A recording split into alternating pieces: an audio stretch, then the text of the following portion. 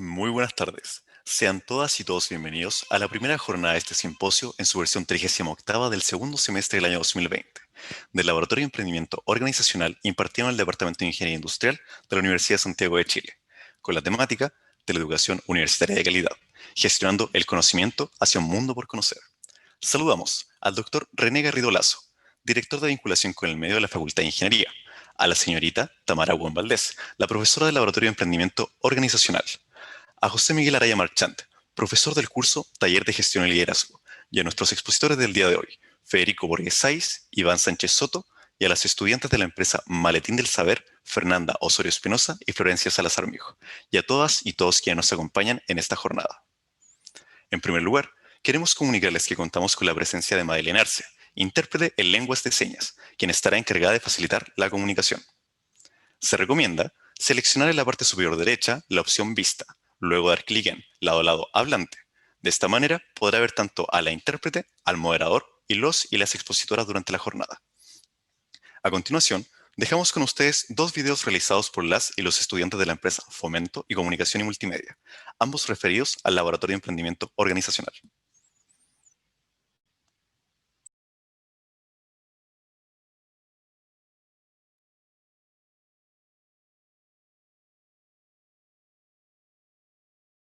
El Laboratorio de Emprendimiento Organizacional es un espacio de actividad docente de la malla curricular de Ingeniería Civil Industrial de la Universidad de Santiago de Chile.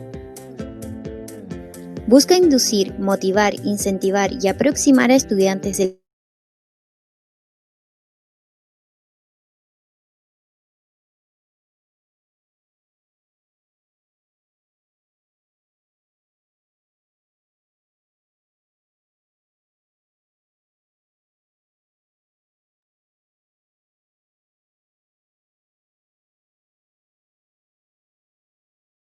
El Laboratorio de Emprendimiento Organizacional es un espacio de actividad docente de la malla curricular de Ingeniería Civil Industrial de la Universidad de Santiago de Chile.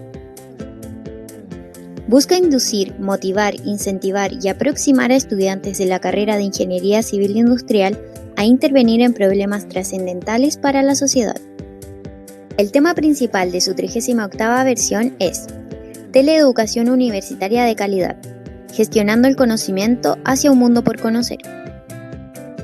El laboratorio está conformado por 6 unidades de emprendimiento organizacional, las que en conjunto trabajarán para la realización de una serie de eventos que abordarán el tema transversal de la teleeducación universitaria de calidad, contando con la participación de personalidades expertas en el tema. Se desarrollarán eventos como un simposio, 2 coloquios y una revista técnica de divulgación a nivel nacional. Además, contará con una gran difusión de contenido en distintas redes sociales, en donde también se transmitirán en vivo todos los eventos que se realizarán. Te invitamos a ser parte de este proyecto, que tendrá un gran impacto en la forma en que se gestionará la teleeducación para la formación de futuros estudiantes. Visítanos en nuestra página web y redes sociales.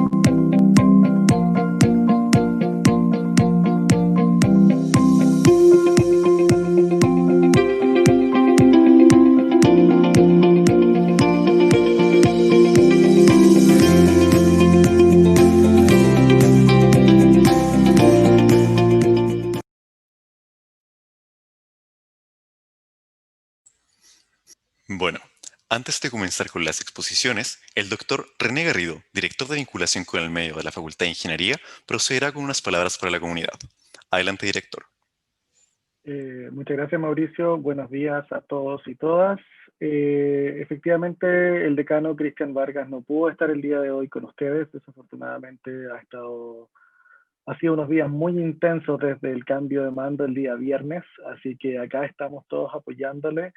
En esta versión les mando a decir primero que tengan mucho éxito, que les vaya muy bien. Estas temáticas nos tocan fuertemente todo el proceso de virtualización de la docencia que se ha llevado a cabo no solamente en la Facultad de Ingeniería, sino que también en cada uno de los departamentos. Ya a nivel universitario ha sido una labor dura, ya ha sido una labor dura que nos ha tocado a todos y todas tanto y nos ha atacado de forma transversal, así que lo que van a conversar el día de hoy es muy relevante, es muy interesante, porque abarca todas las aristas del proceso, de un proceso de aprendizaje.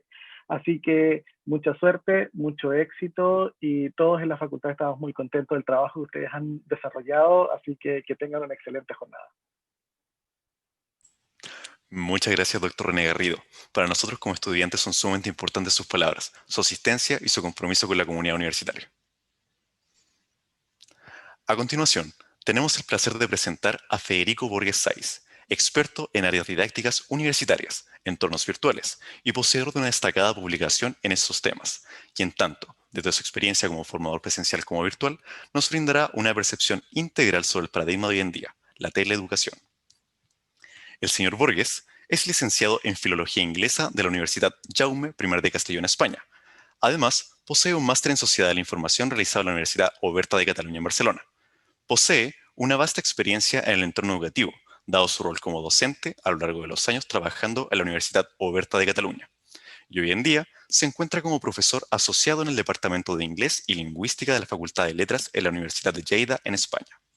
Es creador y administrador de la lista de distribución electrónica FTV, formadores y tutores virtuales. Y cabe destacar que en Chile fue colaborador en el diseño y creador del CD-Room, de material complementario del curso de capacitación en docencia virtual para la Universidad Austral. Es importante señalar que, a petición del expositor, se establecerá una exposición interactiva. Es por esto que no existirá una diferencia entre el tiempo destinado a exponer y el tiempo de preguntas y o comentarios. Por esta razón, esperamos una participación activa durante su presentación. Presenta ante la comunidad Federico Borges. Gracias, muchas gracias. Agradezco al Laboratorio de Emprendimiento y al Departamento de Ingeniería Industrial de la Universidad de Santiago de Chile la invitación para adelantarles esta ponencia. Y bien, el título es De repente todos somos estudiantes en línea, sí y no. No voy a descubrir nada, no voy a descubrirles nada que ya no sepan, simplemente voy a dibujar un escenario con algunas claves que pretenden que los estudiantes puedan entender mejor la situación en la que nos encontramos. No estoy seguro de si se comparte la presentación que estoy... Vamos a ver, un segundo, por favor. Vale, ahora sí. Vale.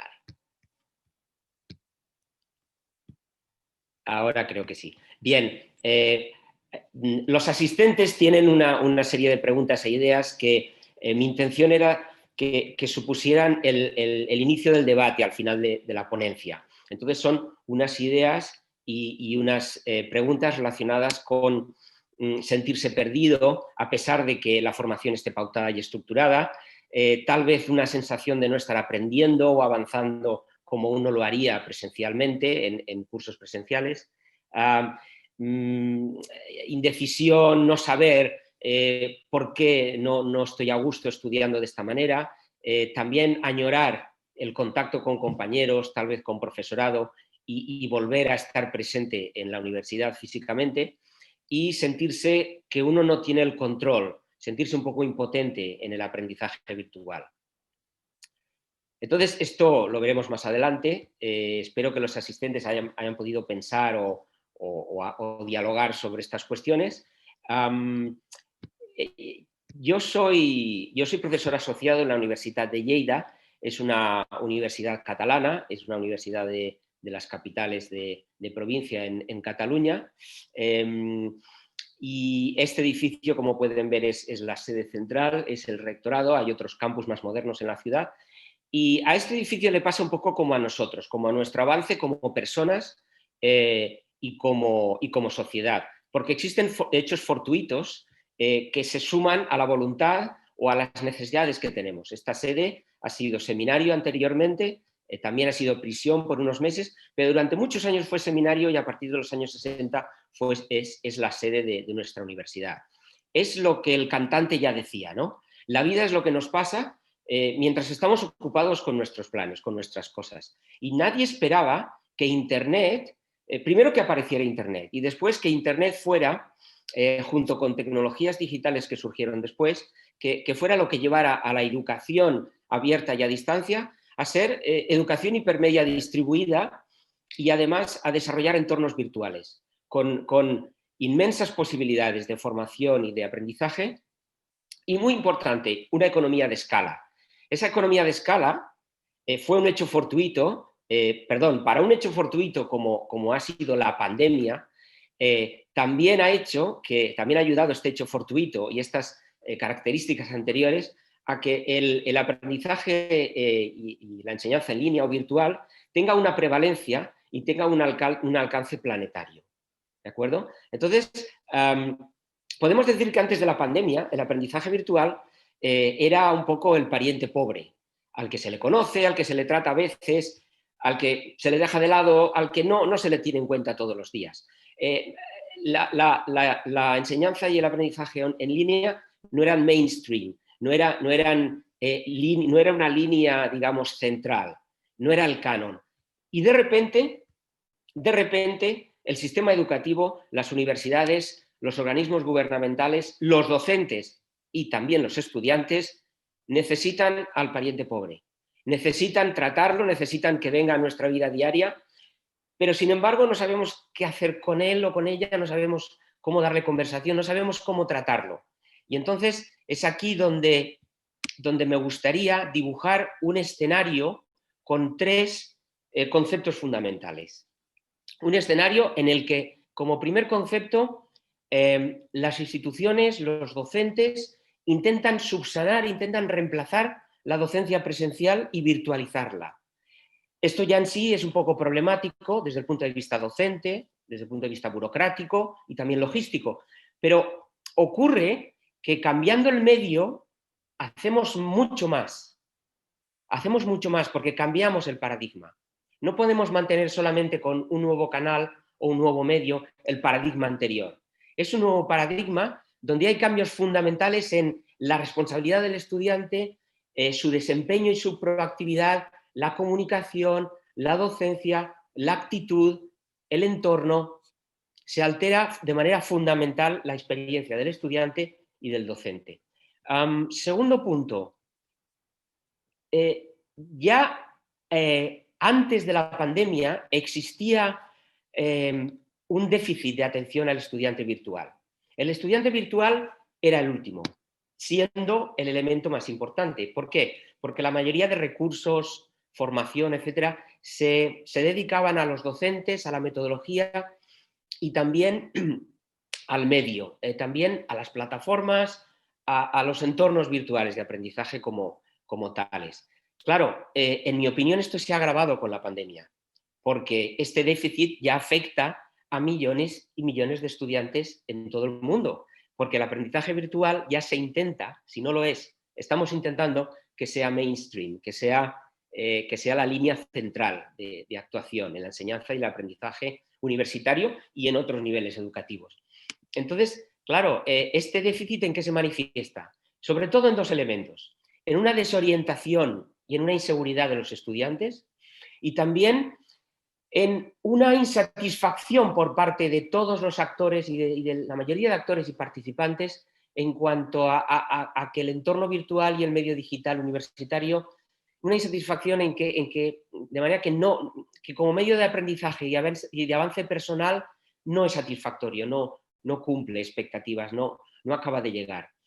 Entonces, si si no fuera suficiente esta situación de incertidumbre, los estudiantes no saben cómo interactuar, no saben cómo aprender con el día a día, en el día a día, con un entorno virtual. No saben qué conlleva aprender en un entorno virtual. Lo que hacen es trasladar automáticamente sus destrezas y sus competencias de aprendizaje en un entorno presencial a un entorno virtual y no siempre les va a funcionar. No tienen modelos, no han tenido modelos, porque todos desde pequeños, desde chiquitos, que dirían ustedes, me imagino, hemos tenido unos modelos continuos, hemos tenido compañeros, hemos tenido profesorado, hemos tenido modelos y sabemos implícitamente cómo se actúa y cómo se desempeña una persona en un entorno presencial, pero no así en un entorno virtual. Además, tristemente, los estudiantes padecen también la inexperiencia del profesorado en impartir docencia en línea. Y claro, la situación es que añoran estar delante de un docente que hable, que explique, que guíe y que dé pautas. Podemos decir que esta situación lleva al estudiante a tener un rol pasivo y podemos decir también que a cualquier persona, cualquier tiempo pasado le parece mejor. Cualquier tiempo pasado fue mejor y muchos estudiantes probablemente añoran este papel pasivo, este rol pasivo de asistir a clase y actuar después a partir de lo que le digan, ¿no? En vez de asumir un rol más proactivo, más implicado, que es el que debería asumir en un entorno virtual. Estamos todos en el mismo barco, estamos todos aprendiendo y esta es un poco la situación en este sentido. El tercer punto, bien, yo diría que es central en lo que yo les quería transmitir hoy, y es que somos estudiantes virtuales, sí, pero no, o sí, pero no del todo. ¿Por qué? Porque lo que ha ocurrido es que se ha realizado un traspaso, una transferencia de docencia presencial a virtual, pero sin diseñarla formalmente como tal, como formación virtual, con todos sus elementos.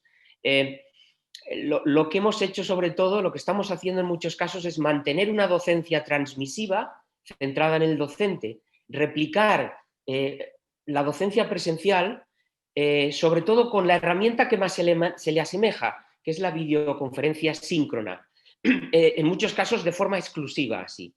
Y por si fuera poco, evaluamos presencialmente a estudiantes que han aprendido y que les hemos enseñado en línea. Entonces, en esta enseñanza y aprendizaje en remoto, tomamos la parte por el todo y entonces los estudiantes, con suerte, pueden disponer de videoconferencias síncronas donde pueden preguntar e interactuar, aunque en mis clases esto no ocurre así, lamentablemente, esto lo podemos comentar después. Los estudiantes tienen una parte importante en su desempeño como estudiantes virtuales y con menos suerte hay clases grabadas donde sí, las pueden repetir, pero la estructura está muy cerrada, ¿no? Entonces, la docencia magistral se adapta mal a la virtualidad y deberíamos utilizar cada herramienta y cada metodología en su lugar y para su utilidad. Entonces, ¿cuál es la situación actual? ¿Qué podríamos decir a los estudiantes virtuales? Bien, les podríamos decir que, por un lado, las instituciones les tienen que formar en cómo ser estudiantes virtuales, pero al mismo tiempo ellos tendrían que plantearse activamente el desempeñar el rol de estudiante virtual, que en muchos casos les es desconocido. Aquí les presento un modelo gráfico del rol del estudiante virtual que estoy desarrollando en mi tesis doctoral y que digamos, es la explicitación de las competencias necesarias para desempeñarse virtualmente. Y estas competencias son, en primer lugar, la competencia operativa, que correspondería a las facultades tecnológicas para manejar el medio y el entorno tecnológico que necesariamente se tiene que saber usar, una competencia académica relacionada con el estudio, relacionada con el aprendizaje personal, una competencia relacional o de comunicación, de relación, que es fundamental en un entorno virtual, y por último una competencia metacognitiva que englobaría la reflexión, la emoción y y la propia, ahora no encuentro la palabra, pero es la propia evaluación, vamos a decirlo, el propio control del desempeño. Claro, yo lo que intento con esto es aportar para la práctica del estudiante virtual, no son unas competencias y no es un desempeño, digamos, estructurado y estático, sino que podríamos considerar que es un desempeño, digamos, dinámico, como dinámica es la práctica y el desempeño del estudiante. Hay etapas diferentes, hay momentos diferentes, hay lugares diferentes según los cursos, según las actividades realizadas y según la propia situación del estudiante. Entonces, por ejemplo, y tendríamos de la misma manera 4 representaciones gráficas para las 4 competencias, veamos aquí, en un estadio inicial para el estudiante virtual, su competencia operativa adquiriría una dimensión preponderante, sería mayor que el resto. ¿Por qué? Porque aunque podamos hablar de millennials, generación X, generación Z, Y, etcétera, claro, para cualquier estudiante, por muy avezado que esté en tecnologías digitales, el uso de herramientas específicas de un campus universitario, de un entorno virtual determinado, de las herramientas o de las aplicaciones que un profesor o que un docente va a utilizar en su asignatura, claro, tiene que saberlas utilizar correctamente. Y además, no solamente es un uso funcional de manera pasiva, sino sobre todo para poder comunicarse, para poder relacionarse, para poder desempeñarse de la mejor manera posible. Entonces, en un estadio más avanzado, la competencia académica adquiriría un valor, una preponderancia mayor, y en ocasiones, en actividades de foro, en actividades comunicativas, en ciertas clases en videoconferencia, la competencia relacional sería muy importante, así como una competencia emotiva, metacognitiva, en el momento de que el estudiante, bien por iniciativa docente o bien por sí mismo, evalúe lo que está haciendo y cómo mejorarlo. Entonces, los estudiantes tienen que conocer estas competencias, tienen que aplicarlas y yo les traigo 5 recomendaciones que son válidas en cualquier paradigma formativo y de aprendizaje. Son válidas en cualquier paradigma, no son exclusivas del entorno virtual, pero yo creo que adquieren más importancia en el entorno virtual por la situación de indefinición y de incertidumbre que tenemos y de aislamiento también. Son 5 recomendaciones, que son 6 en realidad. Primero porque me salieron 6, quería escribir 5, me salieron 6. Y en segundo lugar porque también les animo, les reto, les sugiero que en cualquier conversación académica, en cualquier reflexión sobre esto, ustedes intenten quedarse con 5 solamente. Vamos a repasarlas. La primera tiene que ver con la competencia operativa. Es saber utilizar las herramientas, pero no solamente para estar allí de manera pasiva, sino para, de manera proactiva, participar, debatir y comunicar. Relacionada con la competencia académica, el estudiante virtual debería, yo les recomiendo, vayan más allá del contenido establecido, del contenido que pueden leer, de las actividades de las asignaturas, y relaciónenlo con sus intereses, con su personalidad, con su contexto.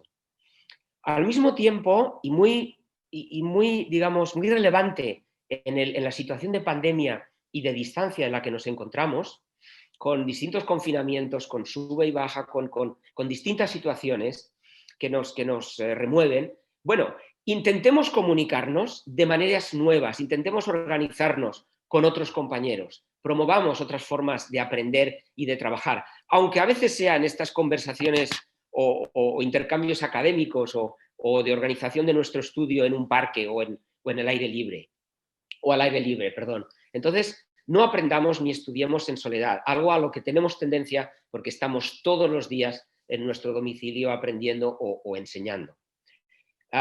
Otra idea también, si ustedes no tienen un hombro amigo, un ángel, un mentor, llámenlo como quieran, búsquenlo ya. Y Y a esta persona le podemos comunicar nuestros éxitos y nuestros fracasos en el día a día como estudiantes virtuales, lo que nos ha ocurrido, lo que nos ha pasado, lo que queremos hacer. No tiene que ser necesariamente una persona que entienda nuestra disciplina, no tiene que ser necesariamente una persona que sepa de tecnología, no necesariamente. Además, el estudiante tendría que ser muy consciente de conducirse con profesionalidad. Nadie nos ve a distancia en muchas ocasiones. En muchas ocasiones el trabajo, el aprendizaje es asíncrono y no nos ven. Y puede que estemos a altas horas de la madrugada o altas horas de la noche trabajando en silencio, en aislamiento. Aún así, nos hemos de conducir con profesionalidad.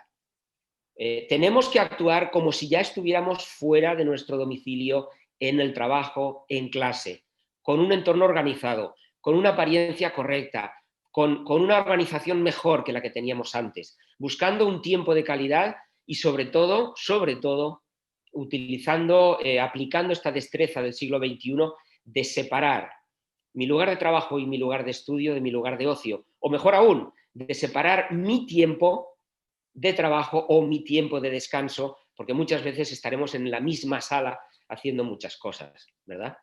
Por último, leer, conversar, escribir y sobre todo buscar apoyo emocional, porque muchos compañeros y compañeras están pasando por lo mismo que vosotros y podemos dar apoyo y colaborar a quien lo necesite.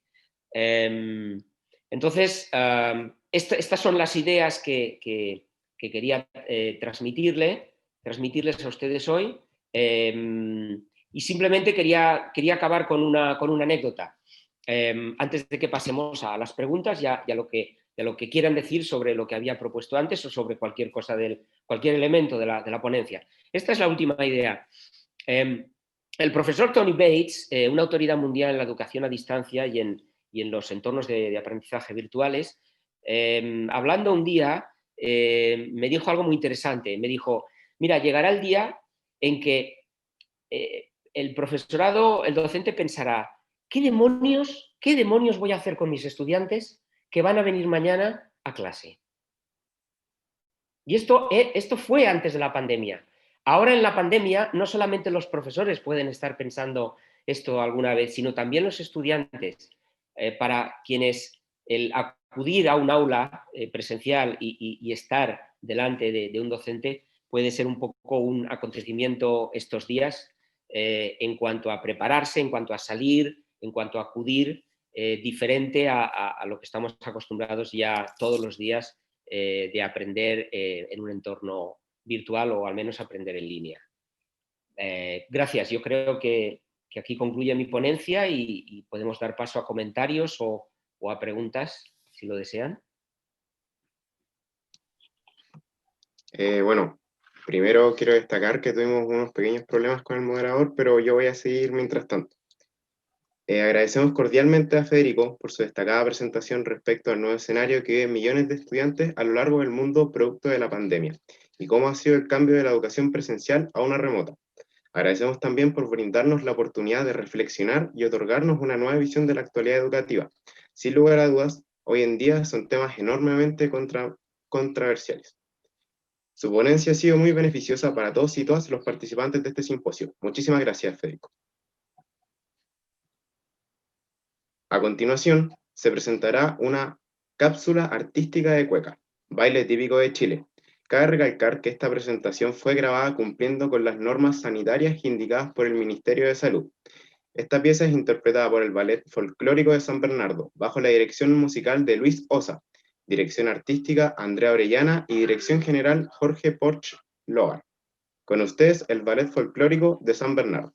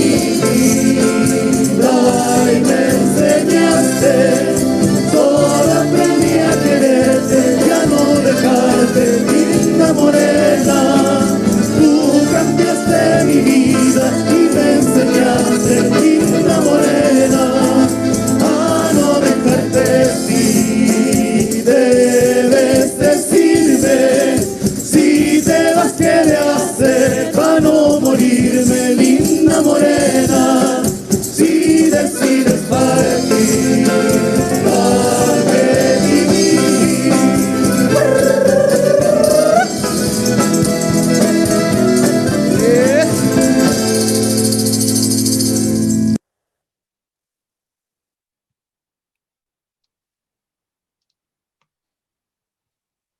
Muchas gracias al Ballet Folclórico de San Bernardo y a todos aquellos que hicieron posible esta intervención artística en el simposio.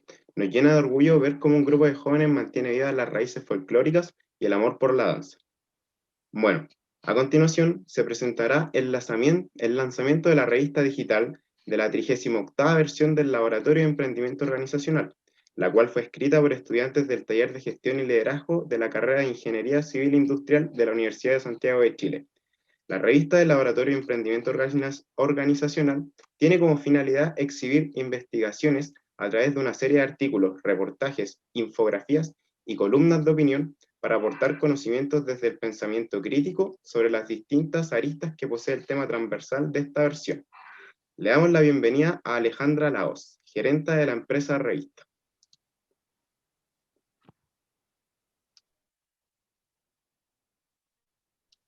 Adelante, Alejandra.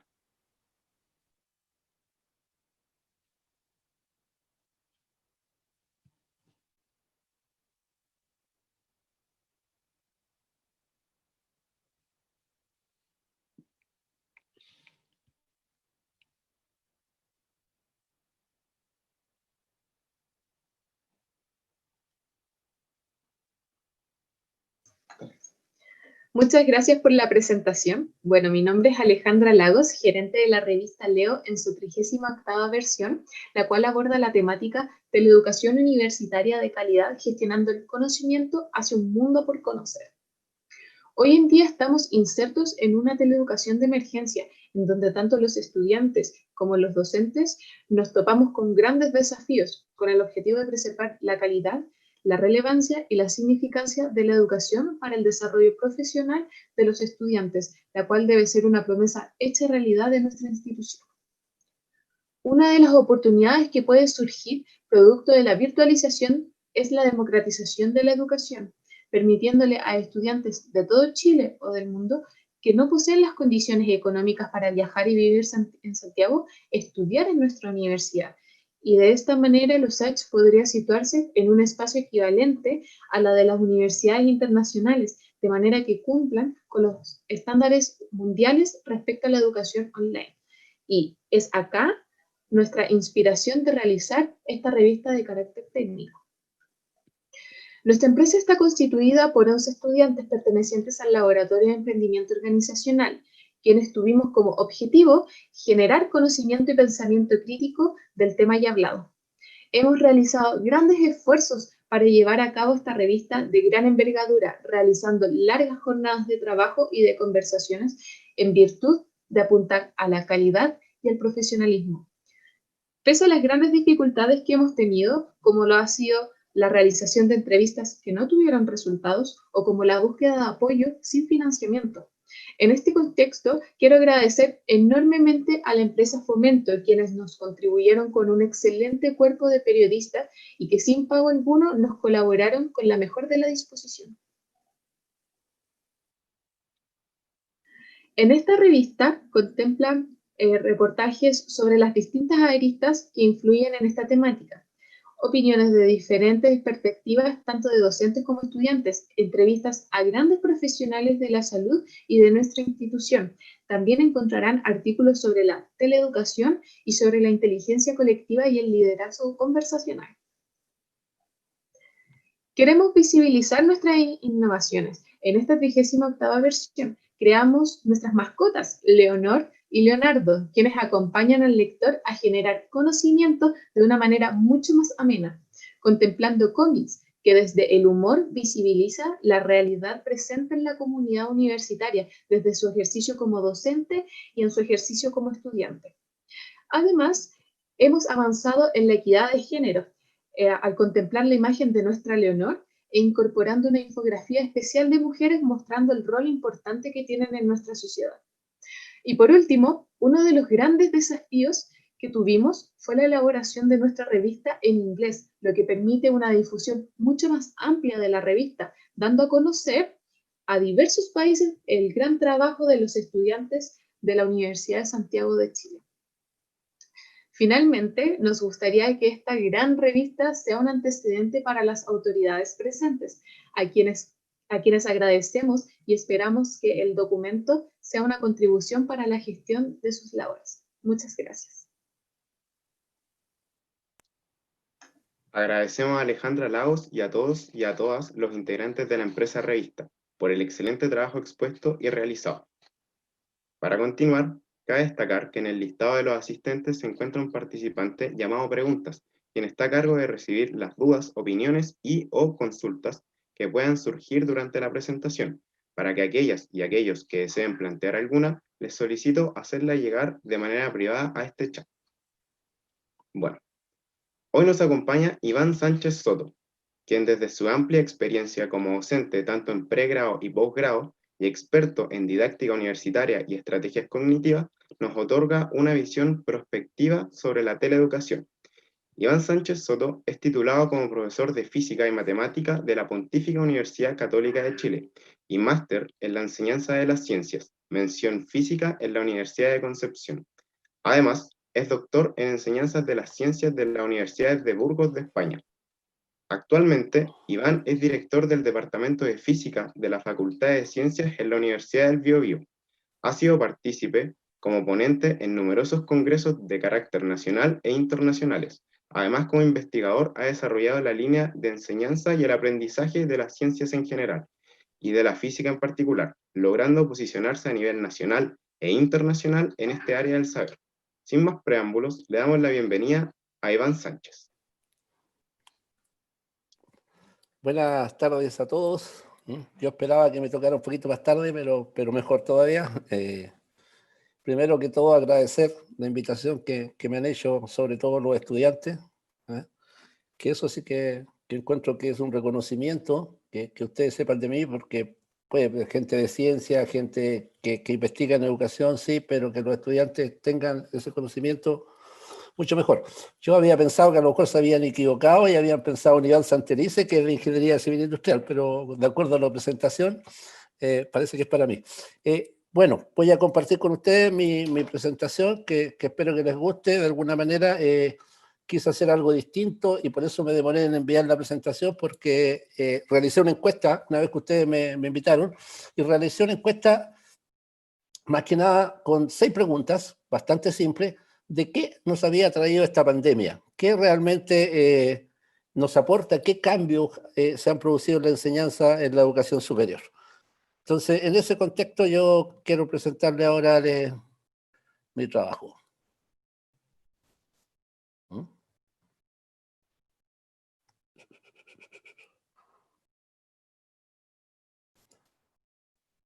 Bueno, como les decía, esta presentación va a versar más que nada en 6 preguntas a las cuales yo pienso dar respuesta en el transcurso de estos 15 a 20 minutos que vamos a estar conversando.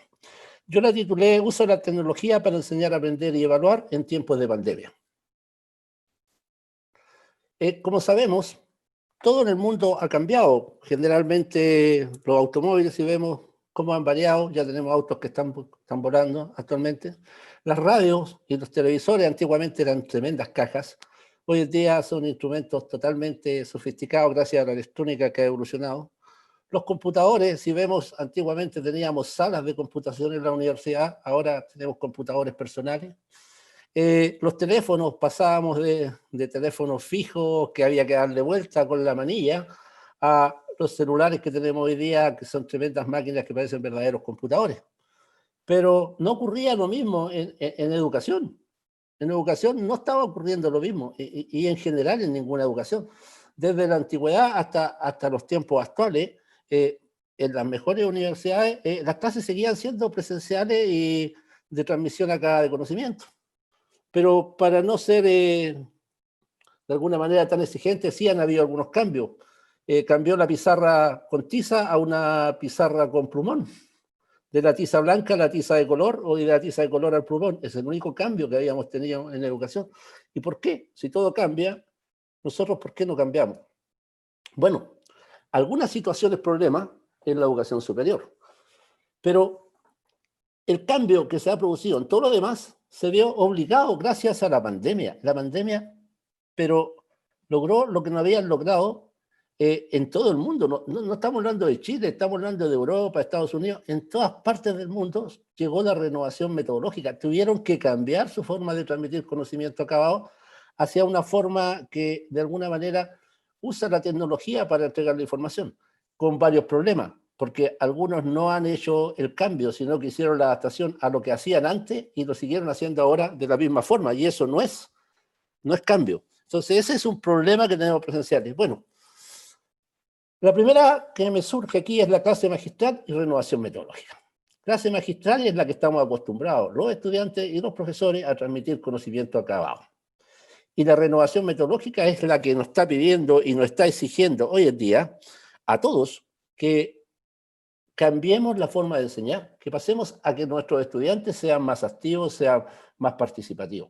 Y para eso hoy en día hay muchas, pero muchas metodologías que de alguna manera habían sido resistidas por los profesores y por los estudiantes. Por ejemplo, podríamos hablar de clases invertidas, podríamos hablar de aprendizaje basado en un proyecto, podríamos hablar de aprendizaje basado en un problema. Entonces, muchos de los estudiantes y de los profesores piensan que eso es más que nada la panacea o algo que se quiere hacer para tratar de justificar la ausencia. Falso. Hey, en Estados Unidos, las mejores universidades están trabajando con resolver problemas, pero hace años. ¿Por qué en Harvard, en Stanford y en la Universidad Europea la gente genera innovaciones y sale produciendo innovaciones y crea sus propios emprendimientos? Porque están acostumbrados a resolver problemas. Pero aquí, cuando colocamos problemas, para resolver tenemos la resistencia al cambio por parte de los estudiantes y por parte de los profesores. Clases presenciales y clases online. Qué bueno, al menos las clases online deberían traer algo nuevo. Por una parte, más autonomía de los estudiantes. Los estudiantes tienen una capacidad para trabajar con las nuevas tecnologías que ni nosotros los docentes la tenemos. Por lo tanto, los docentes necesitamos a lo mejor un poquito más de capacitación para lograr eso. Y también crear los entornos de aprendizaje activos e interactivos que son necesarios para los estudiantes y para todos, para lograr las competencias que hoy se están exigiendo en todos los trabajos y en todas las empresas, ¿ya? Porque hoy en día, para poder insertarse en una empresa, hay que saber trabajar en equipo.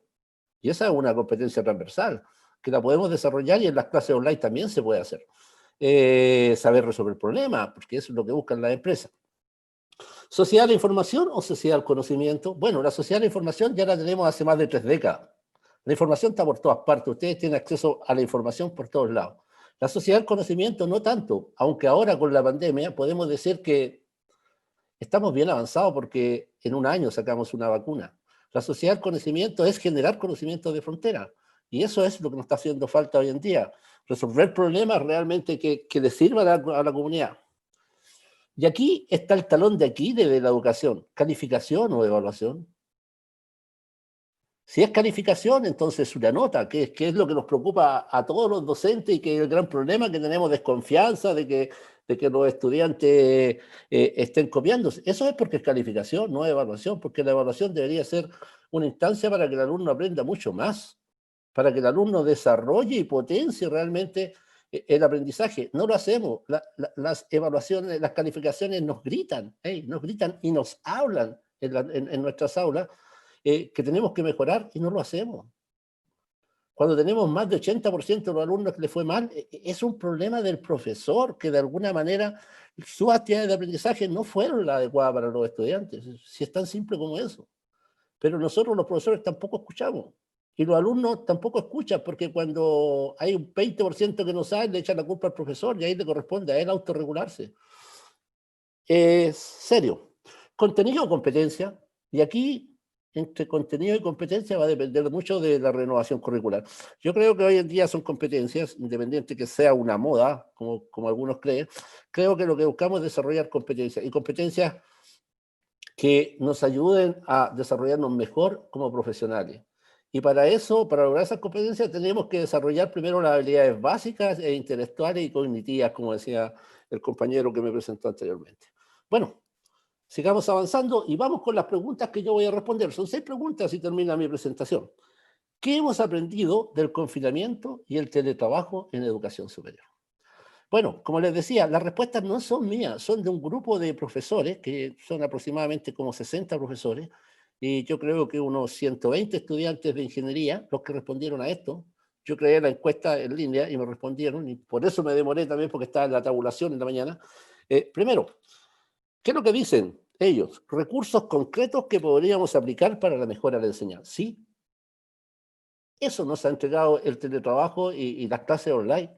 Algunos recursos concretos, como por ejemplo, nosotros podemos trabajar con simulaciones que antes no podíamos, las podemos llevar al aula. Los estudiantes tienen acceso a mucha información al mismo tiempo. Genial. O sea, hay varias cosas que son buenas, pero también algunas que son malas. Una nueva visión de la educación universitaria. La educación universitaria ya nunca más va a volver a ser como era. No significa que no necesiten lo presencial, sí, pero van a haber otros cambios y otras cosas que van a ser exigidas. Yo creo que viene lo híbrido. Una agenda con ideas a introducir. También, muchas ideas a introducir con esta nueva forma de enseñar. ¿Ya?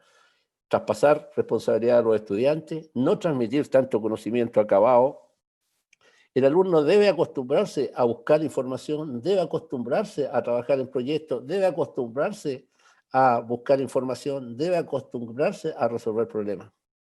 Y como le digo, un listeado de problemas, porque tenemos muchos problemas con esto, con teletrabajo. Uno que son la conexión, es cierto, de los propios estudiantes, el poco acceso a información a veces que ellos tienen, a la poca ayuda que van a recibir, sobre todo esos alumnos que son vulnerables, van a tener problemas para su aprendizaje. Y si ustedes, sus propios compañeros, no lo apoyan, entonces es mucho más difícil.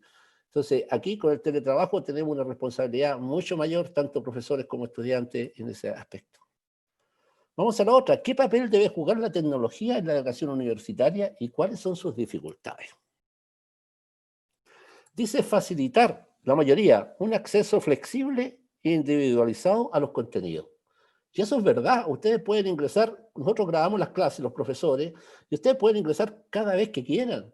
O subimos material resuelto por nosotros, algunos videos algunas veces, o algunas guías resueltas, que ustedes la pueden revisar una y otras veces, que antes no se podía, podían revisar la clase hasta 4 o 5 veces, o sea, eso es una realidad.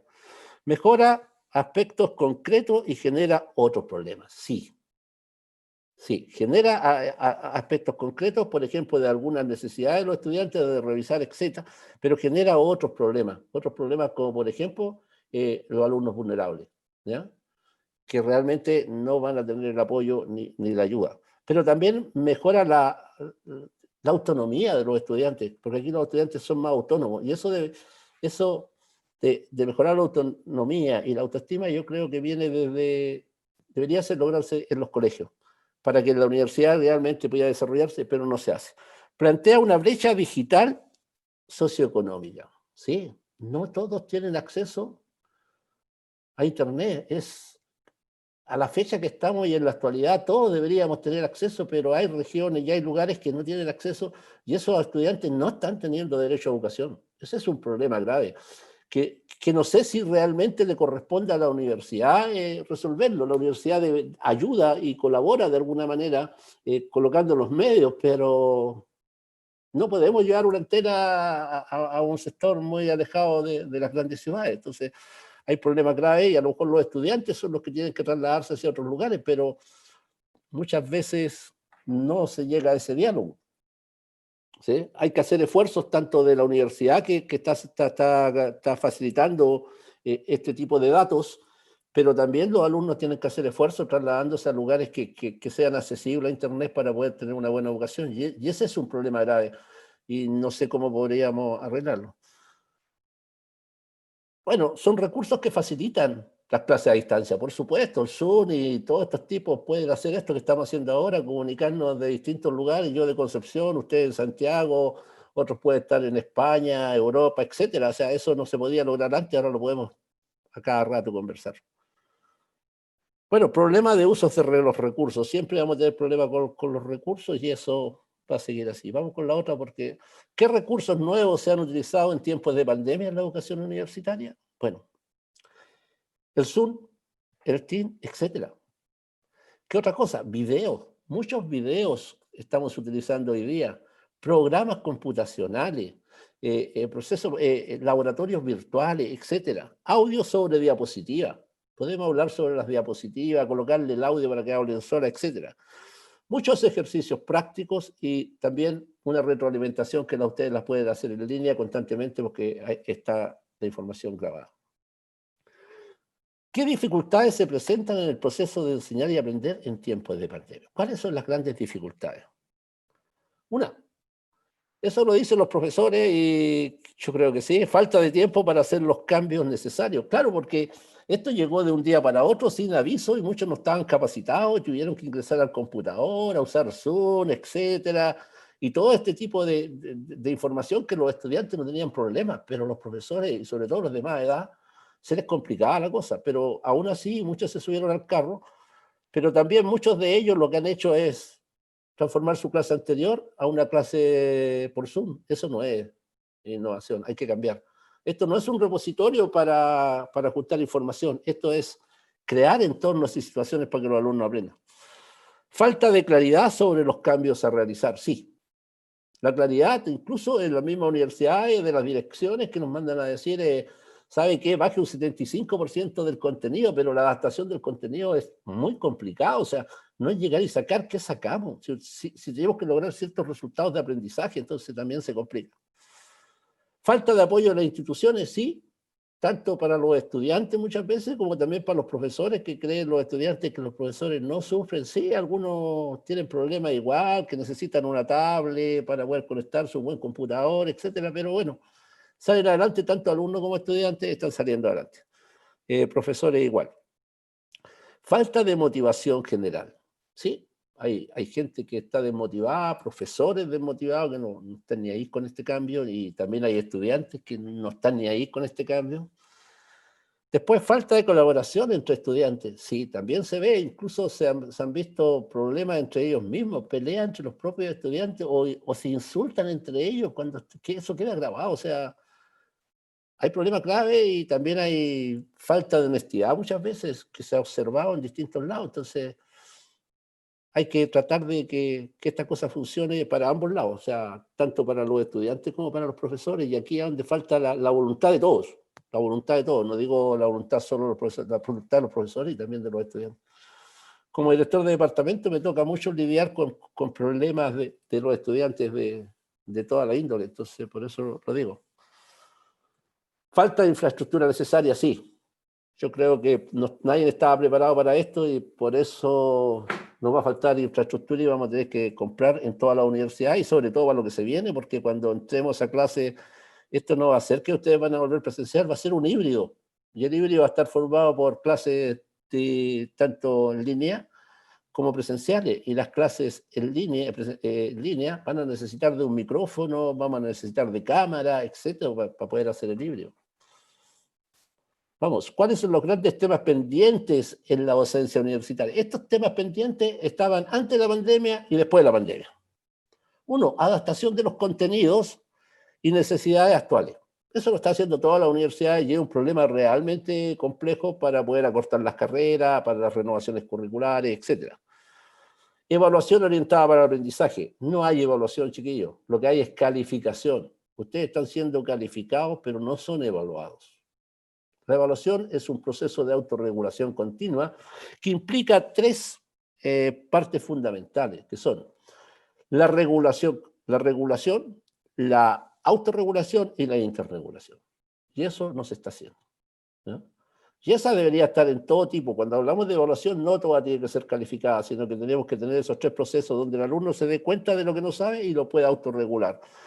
Que hayan actividades en grupo para que ellos se interregulen después de una evaluación, que compartan y discutan.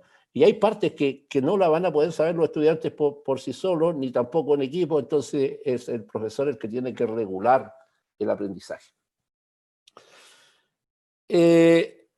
Mayor conexión con las demandas sociales, sí.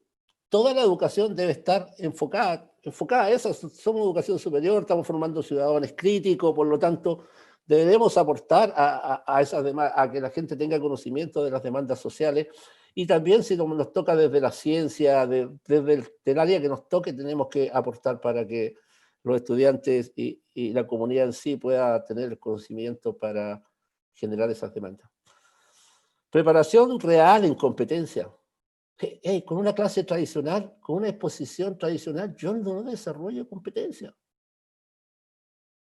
Si yo transmito conocimiento acabado durante media hora, si ustedes retienen el 5%, basta, pero ¿dónde está la competencia de trabajo en equipo? ¿Dónde está la toma de decisiones? ¿Dónde está la comunicación de la información? Que son transversales y esas son necesarias para el trabajo. Y otras más, esas no están siendo desarrolladas realmente con la metodología tradicional. Tenemos que cambiarnos y ir hacia la renovación metodológica. Cuando hablo de renovación metodológica, hablo de todo tipo de metodología activa, todo. Hay muchas. Está el aprendizaje basado en problemas, proyectos, aula invertida, estudio de caso, indagación, etcétera. Podría seguir un rato más, pero lo dejamos ahí. ¿Qué se debe mantener en la educación presencial y en la universidad? ¿Qué debemos mantener cuando volvamos? Bueno, la gente dice que el contacto con el profesor y los alumnos. Yo creo que es fundamental esa conexión que hay entre estudiante, profesor y entre propios estudiantes. El afecto no lo vamos a poder desarrollar y las emociones desarrollar de esta forma. No está. Siempre se va a echar de menos el contacto con el otro. Así que lo presencial nunca va a poder cambiar. La sociabilidad, ser sociable, estar con el otro, que se echa mucho de menos. Los trabajos experimentales, los trabajos prácticos y tampoco las prácticas profesionales que ustedes hacen y que tienen que hacer tampoco se puede cambiar por nada. El sentido de pertenecer a algo, eso tampoco se logra de esta manera. Integrarse en equipos de trabajo, tampoco. El paso a paso de la resolución de problemas o de procedimientos para hacer una cosa también se echa de menos y muchas veces es necesario. Y para terminar y las últimas reflexiones, clases magistrales o clases online, yo creo que cualquiera de las dos, pero siempre que sea con metodologías TIA, donde el estudiante sea el responsable del aprendizaje y el profesor sea el que cree el entorno. Yo creo que una metodología muy buena es en proyectos, sobre todo para estudiantes universitarios de últimos años, de los últimos años, que se pueden hacer proyectos multidisciplinarios, como lo hace en la Universidad de Minho y en Inglaterra, o proyectos por disciplina que implica más trabajo, yo lo haría multidisciplinario. Aprendizaje basado en problemas, clase aulas invertidas, estudios de caso, etc. El papel de la tecnología en tiempos de pandemia y en la educación, bueno, nos quita y nos entrega mejora. Nos quita la parte afectiva, pero nos entrega una mejor comunicación, una mayor autonomía de los estudiantes, etc. Bueno, la tecnología y clase online mejora la accesibilidad de la información, promueve autoaprendizaje por los estudiantes, como decía, que exige una gran responsabilidad de los estudiantes, pues son ellos los responsables de su propio aprendizaje. Lo más negativo que ha ocurrido es la pérdida de estudiantes que se da con este problema de que no se pueden autorregular, no se pueden interregular con ustedes. Si ya eran vulnerables en clases presenciales, ahora son mucho más vulnerables porque están solos y no tienen el apoyo ni de sus compañeros, ¿ya?, ni de los profesores, ni de nadie. Por lo tanto, esos alumnos abandonan. Muchos de ellos están abandonando porque eran vulnerables antes y siguen siéndolo ahora. Yo creo que esa es la mayor tarea que tienen los estudiantes, de acompañar a sus compañeros que vienen con problemas y tratar de apoyarlos. Bueno, la educación fue y será con tecnología, chiquillos. Siempre ha sido. La tecnología es inherente al proceso de educar, como la evaluación es inherente al proceso de enseñar y aprender, que están siempre unidos. Bueno, este nuevo escenario, tanto con COVID y sin COVID, exige de los estudiantes una mayor responsabilidad en su propio aprendizaje. Y por último, acá hay una gran contradicción porque los docentes generalmente tienen una gran desconfianza, ¿ya?, de sus propios estudiantes, que dicen que le copian en las evaluaciones, que le copian en las clases online, pero le exigen, ¿ya?, responsabilidad en la realización de sus trabajos. Yo creo que ahí hay una contradicción porque no deberíamos pensar Si pensamos en calificación, sí, podría haber, pero si pensamos en evaluación, no, porque si trabajáramos con proyectos, ya no tendríamos el problema de estar haciendo una prueba para calificar. Tendríamos que ustedes defender su proyecto y tendríamos los conocimientos necesarios. Eso era lo que quería compartir con ustedes. Muchas gracias por la invitación. Estoy dispuesto a todas las preguntas que quieran y aquí estamos. Gracias. Muchas gracias, Iván, por su presentación. Quiero mencionar que en esta instancia de preguntas aprovecharé de realizar 2 a Iván Sánchez y otras 2 a Federico Borges, debido a que con el cambio de moderador omití el espacio de preguntas anterior en el espacio destinado. Bueno, desde el chat nos llega la primera pregunta para Iván Sánchez. Israel Molina nos realiza la siguiente pregunta. Sabemos que la modalidad online nos ha afectado de gran manera la parte teórica del conocimiento, sino más bien la parte práctica, la que resulta ser de gran importancia a la hora de estudiar las distintas ramas de la ciencia. ¿Cómo cree usted que se puede acortar esta brecha de manera de equiparar tanto lo práctico como lo teórico? Buena pregunta, muy buena pregunta. Yo también creo que lo que más se ha visto afectado es esa parte, la parte práctica, la parte de manejo de instrumental de laboratorio, manejo de, por ejemplo, la gente que va a práctica y que es una competencia que ellos deben tener. Pero también creo que los profesores y los docentes deberían tener la capacidad de hacer trabajar a los estudiantes. A lo mejor nosotros acá en el departamento tenemos algo que implementamos, pero creo que la capacidad de hacer este tipo de experimentos, actividades online, se puede, porque nosotros lo hemos hecho, y al menos dejar una o dos donde los alumnos diseñen sus propios experimentos, pero con materiales de bajo costo en su casa. Y así lograr esa competencia. Uno o dos actividades que hagan los estudiantes en grupos y que hagan el experimento. En este caso, nosotros en ciencia lo estamos haciendo así, que tenemos una actividad que es la de evaluación, donde ellos diseñan su propio experimento con material de bajo costo. Les puedo contar que dentro de eso salió una idea muy buena, que fue la de un estudiante que, por ejemplo, para estudiar los efectos de la jaula de Faraday, puso una radio dentro de una olla, tapen la olla y no lo escuchan. O colocan un celular dentro de una olla y tampoco lo escuchan. O sea, yo creo que hay actividades que los alumnos pueden hacer, muchachos, pueden hacer, pero ahí también ya es un problema del profesor. Pero sí, esa es la parte más afectada y lo decía, es la más afectada con esta pandemia, la parte práctica. Y esa brecha, o si no lo han hecho en forma online, como corresponde, con alguna manera, van a tener que, una vez que vuelvan, desarrollarlo. Es el problema que están teniendo los estudiantes ahora.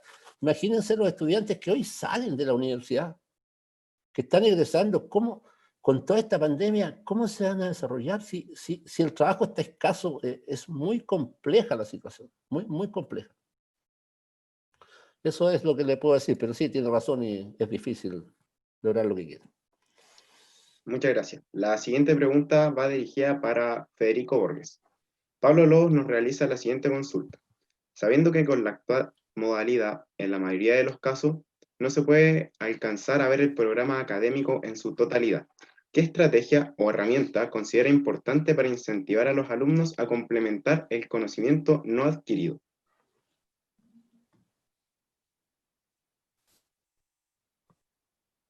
Estaba muteado, Federico. Ahí sí. Sí, gracias. Caramba, qué pregunta, qué pregunta. Entiendo que la realiza un docente esta pregunta. ¿Cómo incentivar a los estudiantes a que vayan más allá de lo que se puede hacer en el programa, en una formación determinada? Entiendo que es así, ¿no? Es un poco... Yo lo que diría es que tiene relación con lo que dije antes, en el sentido de realizar como dos labores paralelas. Una sería el realizar el programa y el cubrir todos los contenidos que se puedan en el tiempo de docencia, y sabiendo que no se podrá alcanzar, de manera paralela, el relacionar eso que no se va a poder cubrir, eso que no se va a poder enseñar, con el contexto, con los intereses, con la motivación de los estudiantes. Eso es lo que diría yo, y eso es lo que haría yo si viera que mi programa se acorta y no pudiera llegar a otros conceptos o a otras enseñanzas importantes. ¿Por qué lo haría? Lo haría porque si el estudiante, yo creo que nos pasa a todos los seres humanos, ¿no? Si hay algo que se relaciona con algo nuestro, con algo que nos interesa, con algo que nos atañe particularmente, buscaremos más, querremos saber más, tendremos más interés. Entonces, de manera paralela, sin poder dar esos contenidos, yo lo que haría sería proporcionar claves, relacionarlos con lo que a los estudiantes les interesa y sobre todo dejarlo un poco sin desvelar del todo y sin desvelar y sin decir que es algo que yo quiero que hagan mis estudiantes, sino un poco incitarles a pensar, ¿os habéis parado a pensar esto? ¿Os dais cuenta que aquello es algo que tiene relación con esto que a vosotros os gusta? Esto no lo vamos a ver en clase, pero podéis verlo aquí, podéis verlo allá y os puedo dar esto si tenéis curiosidad. A veces el ceder el control al estudiante tiene efectos muy interesantes y tiene efectos muy beneficiosos. Los primeros que tenemos que pensar que pueden ocurrir esos efectos beneficiosos somos los propios docentes. Abrir la mano, dar oportunidades, dar señales, dar indicios, dar enlaces, dar otras oportunidades, porque entonces habrá estudiantes que las cogerán, sobre todo porque nosotros no las seguimos como docentes. Yo tendría que decir eso y si algún compañero o si Iván pudiera, no sé, aclarar o añadir a esto que he dicho. Me parece muy interesante lo de la motivación. Yo creo que sí, hay que hacer cosas, como dice el colega, la motivación y cosas en contexto, que realmente es importante. El hacer haciendo siempre ha sido lo más importante, sobre todo en ciencia. Aprender ciencia, pero haciendo ciencia. Eso es. Muchas gracias a ambos. Ahora, la segunda pregunta para Iván Sánchez. Nos pregunta Nicolás Guzmán. ¿Cuánto tiempo cree que necesita la adaptación de contenidos y necesidades actuales para lograr un nivel cercano o igual a la educación presencial? Y cuando hablo de adaptación de contenido, no estaba pensando en tiempos de COVID solamente. Yo creo que en tiempos de COVID mucha gente ha pasado el mismo contenido que tenía antes. Yo cuando hablo de adaptación de contenido es algo que se ha tenido que hacer durante años, se ha tratado de hacer aquí a nivel nacional para cortar las carreras, por ejemplo, dejar carreras de 5 años en 4 años, que son renovaciones curriculares. Y eso sí que ha sido un problema que han habido en distintas universidades, y eso estaba de antes de la pandemia y va a seguir ahora. Yo creo que ese es un gran problema. Pero en tiempos de pandemia yo creo que cuesta ver cuáles son los contenidos que hay que sacar, cuáles son los contenidos que realmente no son los que van a ocupar ustedes. Y eso sí que es complejo porque eso lo definieron las propias carreras. Entonces nos piden a veces, ¿saben qué? Solo preocúpense de un 80% de la materia en este tiempo de pandemia. Entonces, ¿cómo sacamos lo otro si a lo mejor es necesario para ustedes en su carrera profesional? O sea, es un resultado de aprendizaje, ¿ya?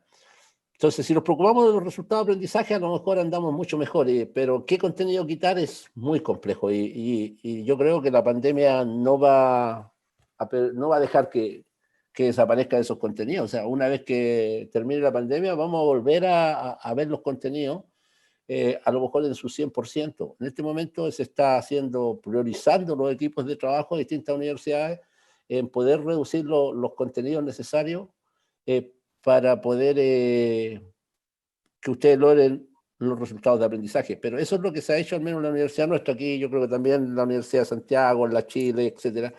Los equipos de trabajo se han visto, ya este contenido no es necesario porque de alguna manera este resultado de aprendizaje se refleja en esto otro. Pero que vayamos a estar un tiempo tratando de adaptar contenido, no.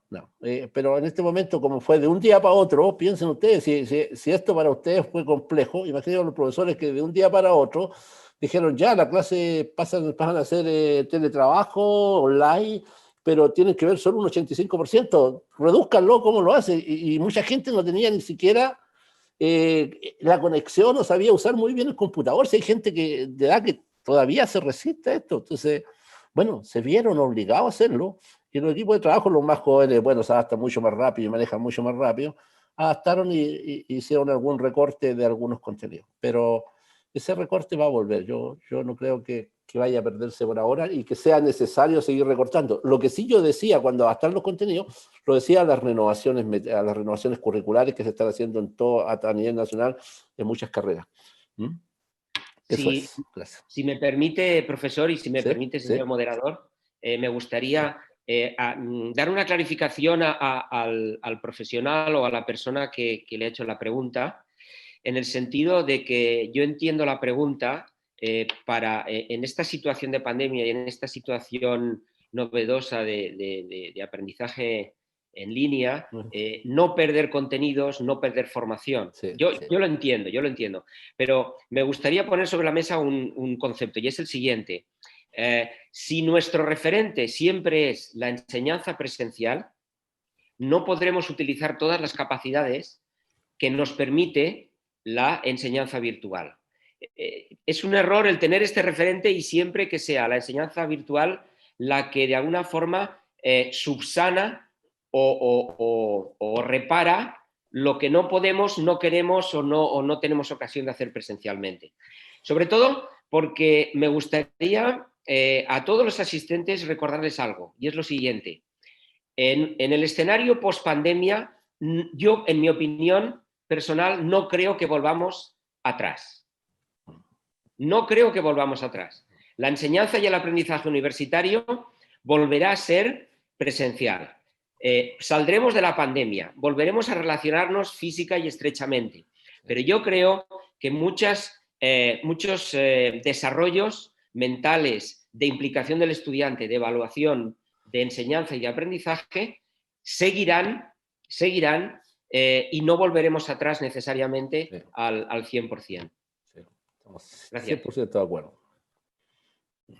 Muchas gracias a ambos. Y por último, la última pregunta dirigida a Federico Borges.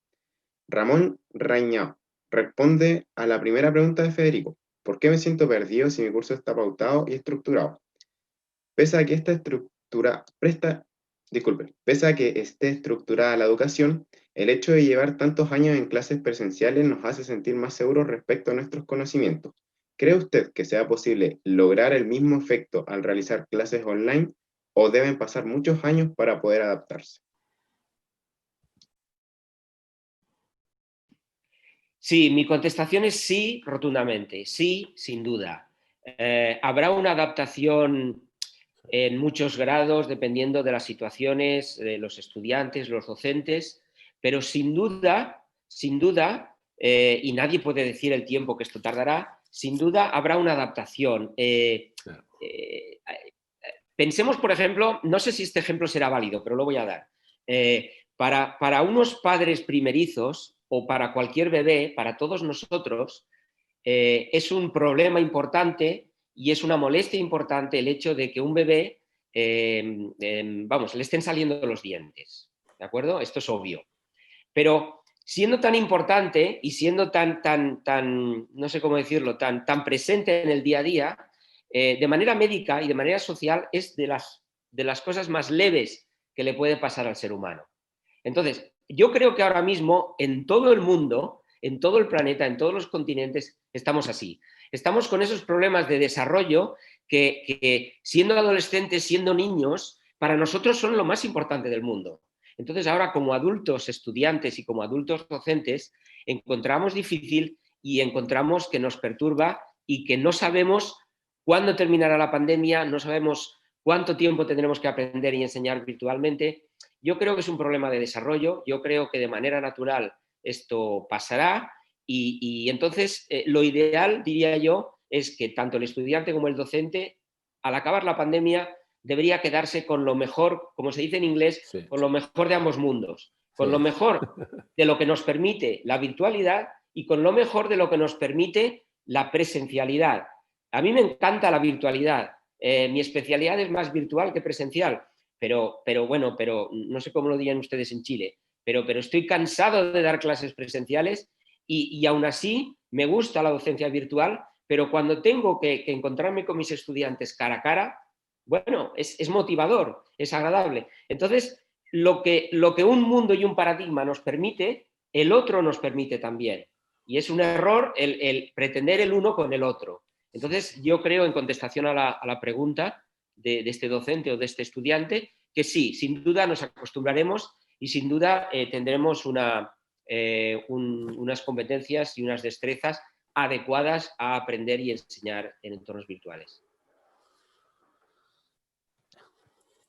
Bueno, doy por finalizada la instancia de preguntas. Quiero reiterar los agradecimientos a Federico y darle muchas gracias a Iván por su participación y exposición en este espacio conversacional que nos ha hecho pensar y ver la situación desde una nueva mirada, formando nuevas opiniones frente a un tema tan transversal como lo son las didácticas universitarias, rol del estudiante y del docente en la teleeducación.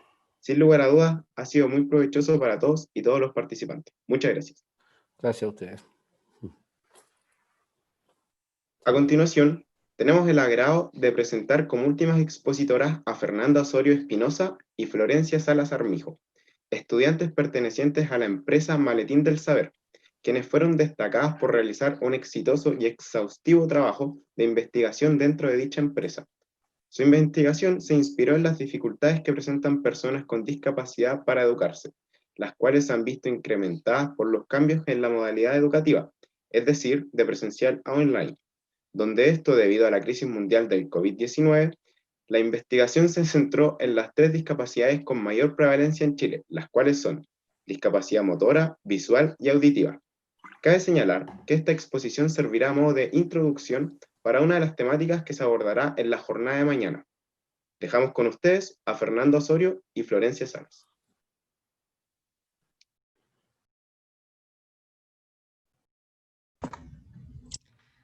¿Sabían que el 15% de la población mundial posee algún tipo de discapacidad? O sea, estamos hablando de más de 1.100 millones de personas, la cual no es una cifra menor. Hoy en día, y siempre la verdad, la discapacidad se ha considerado una cuestión de derechos humanos, pero resulta que estas personas no están únicamente discapacitadas por sus cuerpos, sino que también lo están por la sociedad. Hola, soy Florencia Salas y junto a mi compañera Fernanda Osorio, hoy les vamos a hablar sobre nuestra línea investigativa, la cual denominamos Inclusión Educativa Era Digital. La pandemia ha provocado diversos cambios en la vida cotidiana y entre ellas la modalidad de educación.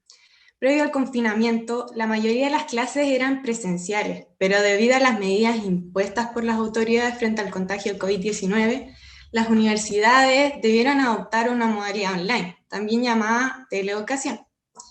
Si antes ya existían muchos obstáculos para la inclusión de forma presencial, la teleeducación ha aumentado aún más las dificultades que tienen las personas con discapacidad para acceder a la educación superior, pues no se evidencia una real inclusión digital, a pesar de que, según el último estudio nacional de la discapacidad realizado en el 2016, el 16,7% de las personas tiene algún tipo de discapacidad y lo más probable es que esta cifra haya aumentado en los últimos años. Ahora bien, poco se ha hablado de la teleeducación universitaria y mucho menos de la inclusión digital, la cual debería ser incluida en esta nueva modalidad de aprendizaje en contexto de pandemia. Esto se refiere a facilitarle a todas las personas el acceso a las clases online de educación superior, independientemente de si tienen algún tipo de discapacidad, y así poder garantizar su continuidad en los estudios al mismo tiempo que se promueve la igualdad de oportunidades en el sistema educativo. Bueno, existen muchas discapacidades en el mundo, distintos tipos, pero no todas pudieron ser abarcadas en esta investigación, por lo que buscamos abordar los 3 tipos de discapacidad con mayor prevalencia en Chile, que son discapacidad motora, visual y auditiva. Los motivos que incentivaron esta investigación se centran en la falta de políticas institucionales relacionadas con esta misma y también por la falta de regulación al actual sistema educativo, ya que muchas personas con discapacidad se han visto excluidas de esta nueva modalidad de aprendizaje e inconscientemente se les está privando de su derecho a la educación. Entonces no se logra una verdadera igualdad de oportunidades para todos y todas.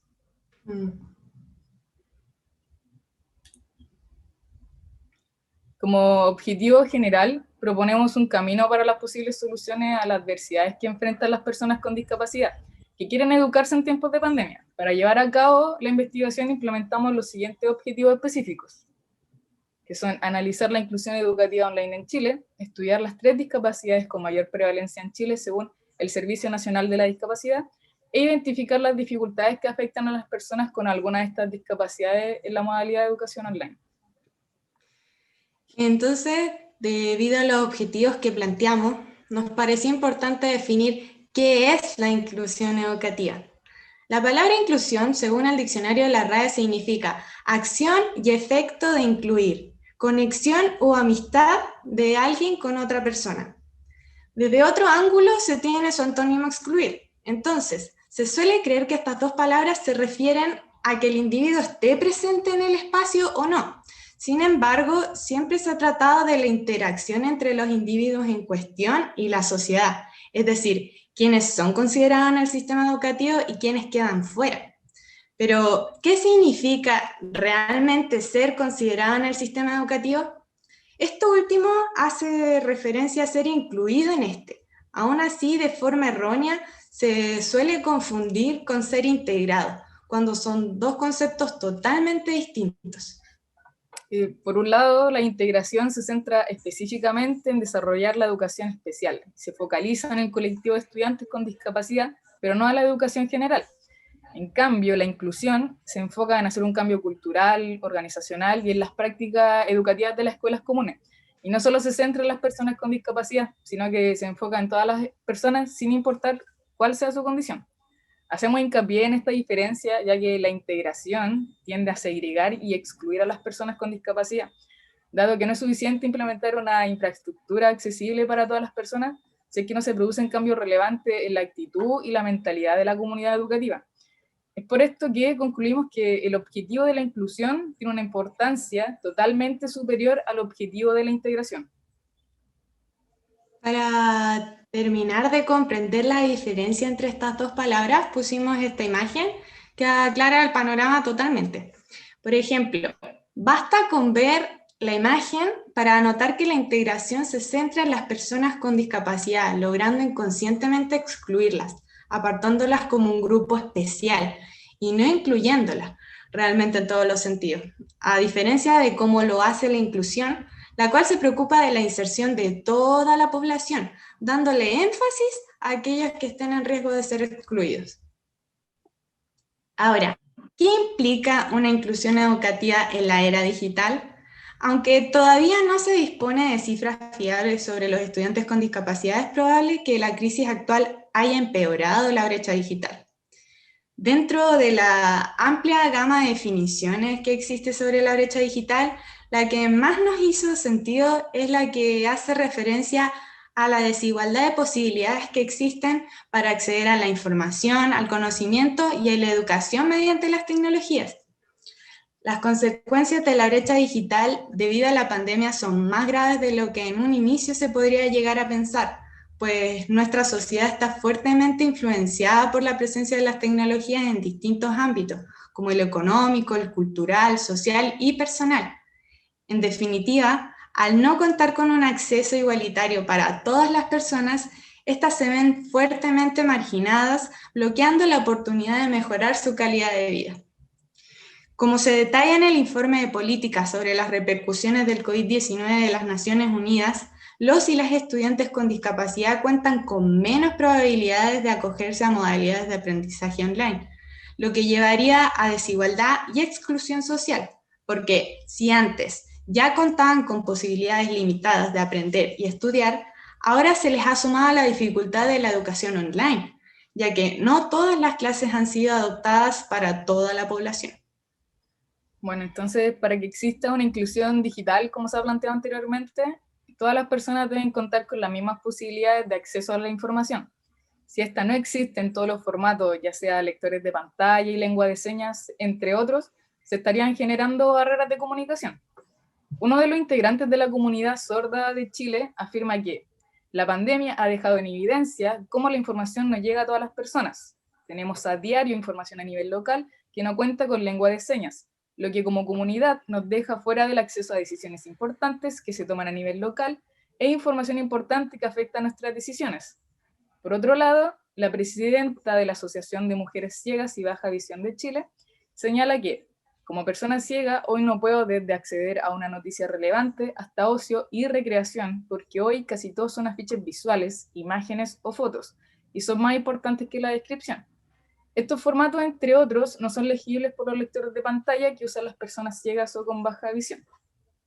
En definitiva, la inclusión educativa en la era digital implica que todos los y las estudiantes con discapacidad tengan acceso a la información y asimismo que tengan la posibilidad de elegir si quieren estudiar y no verse obligados a desistir de sus estudios por una educación que no está en los formatos necesarios. Ahora les vamos a hablar de los 3 tipos de discapacidad con mayor prevalencia en Chile. Estas son discapacidad motora con un 36,9%, visual con un 11,9% y auditiva con un 8,2%. Estos porcentajes son de la población adulta de Chile y todos fueron recopilados del Senaris. Bueno, como ya se había comentado, la discapacidad con mayor prevalencia en Chile es la motora, la cual se define como la dificultad que presentan algunas personas para manipular objetos o acceder a diferentes espacios y actividades. Las barreras a las que se enfrentan mayoritariamente están relacionadas a las infraestructuras, pues si la persona presenta alguna dificultad en las extremidades inferiores, no podrá acceder por sí sola a los lugares que no tengan rampas, ascensores e instalaciones adecuadas. Para la investigación nos contactamos con un estudiante con discapacidad motora, el cual está cursando su 5º año de psicología en la Universidad de los Andes.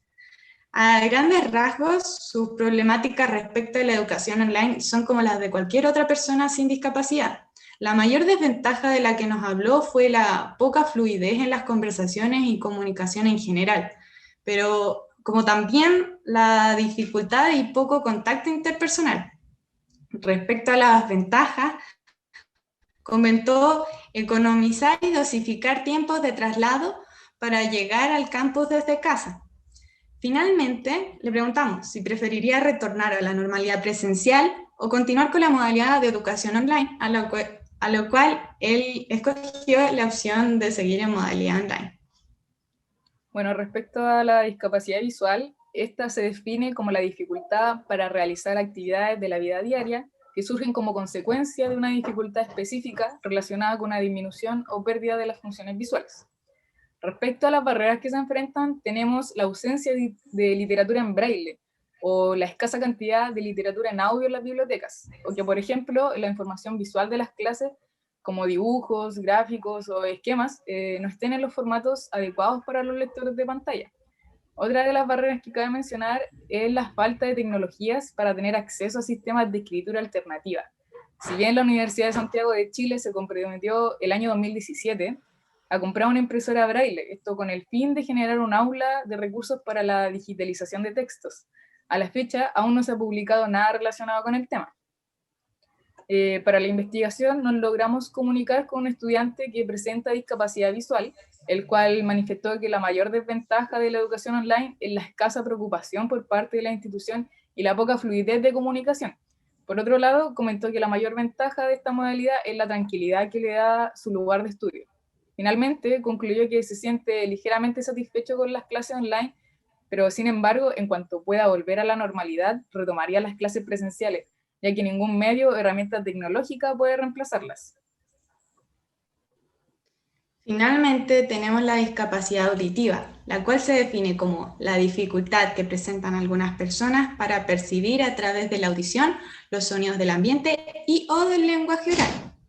Encontramos interesante señalar que en los últimos años ha cobrado fuerza una perspectiva socioantropológica de la sordera, que se centra en las personas sordas como personas que se mueven visualmente en el mundo, que desarrolla como lengua natural la lengua de señas y que forma parte de una cultura. En cuanto a las desventajas que presentan las personas con discapacidad auditiva, existen de diferentes índoles, pero entre las más comunes se encuentra la magnitud del sonido o bien cómo éste se emitió, ya que dependiendo del grado de la discapacidad de la persona, estudiante en este caso, es que afecta en una menor o mayor medida la distancia a la cual se dispone la fuente sonora y la intensidad que ésta tenga. Por lo cual, si los sonidos son débiles o distantes, en el caso de que la persona ocupe audífono, se le van a presentar dificultades para aprender en igual de condiciones con el resto de sus compañeros y compañeras. Otra desventaja es la interferencia de sonidos de distintos tipos, ya que cuando los lugares presentan mucho ruido ambiental, como lo podría hacer una clase online, ya de por sí el sonido se puede distorsionar por variables externas, es que la persona va a presentar dificultades para captar los mensajes. Estas dos situaciones se agravan más cuando la sordera es severa, debido a que va a depender de la totalidad de un intérprete de lengua de señas para poder comprender la clase.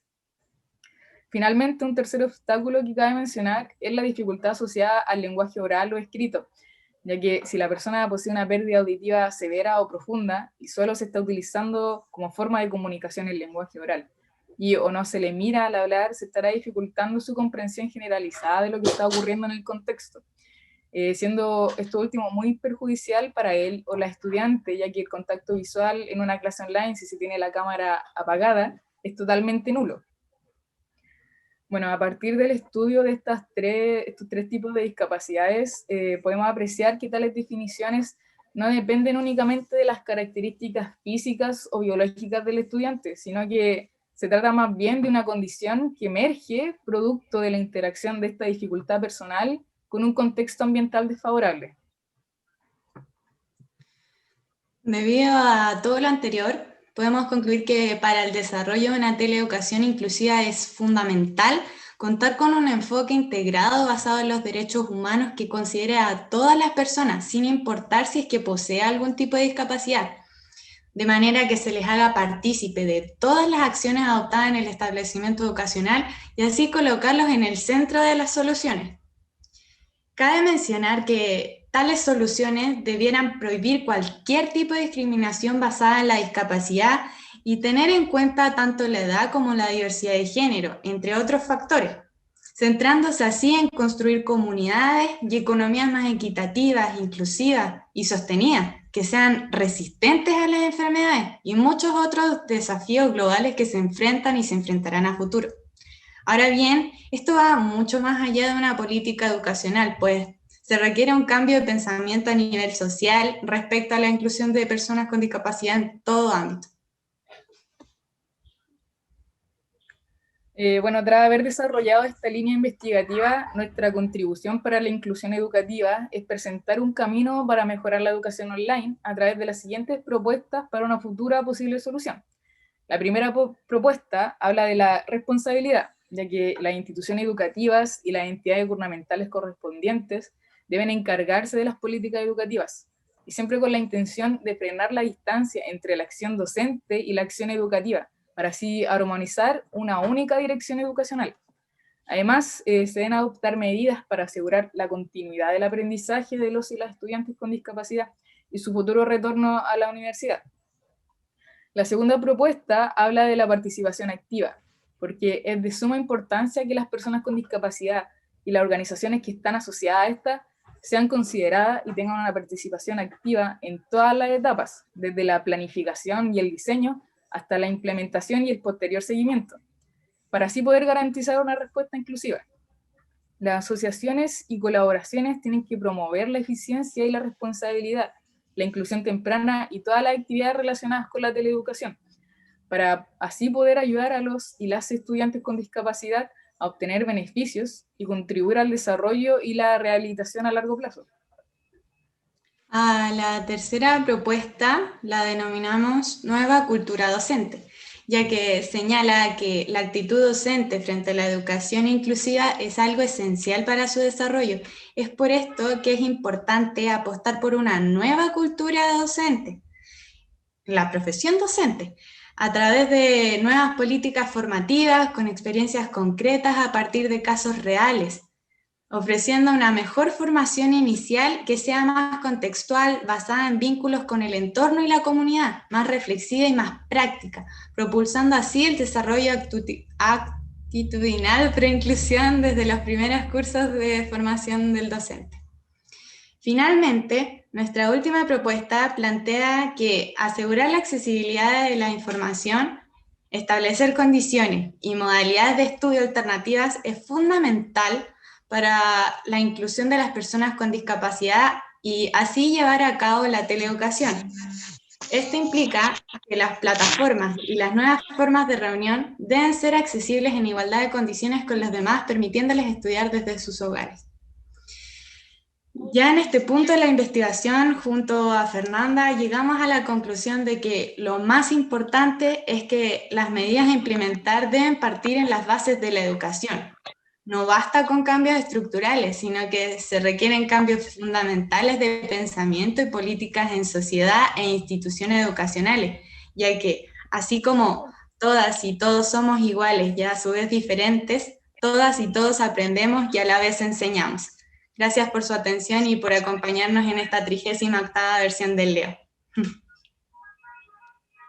Muchas gracias Florencia y Fernanda por su presentación.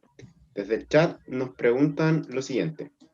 Diego Belmar comenta que se mencionó en un momento que gracias a la pandemia empezó este tema de la teleeducación, pero más allá de la pandemia, ¿se podría considerar, bajo su opinión, que esta puede ser una posibilidad de llegar a una mayor cantidad de gente con discapacidad?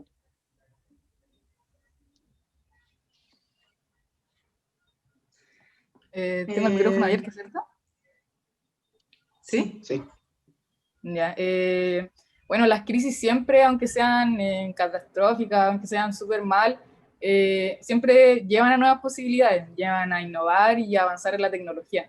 Entonces, yo creo que depende mucho del tipo de discapacidad que posee la persona, ya que, suponte, la opinión de nuestro entrevistado, si creemos que es como más o menos el panorama completo, ahora mismo sería, claro, una gran oportunidad para todas estas personas que tienen este tipo de discapacidad, pero no así con la auditiva o la visual, debido a que por la misma falta de tecnologías que nombramos a lo largo de la investigación.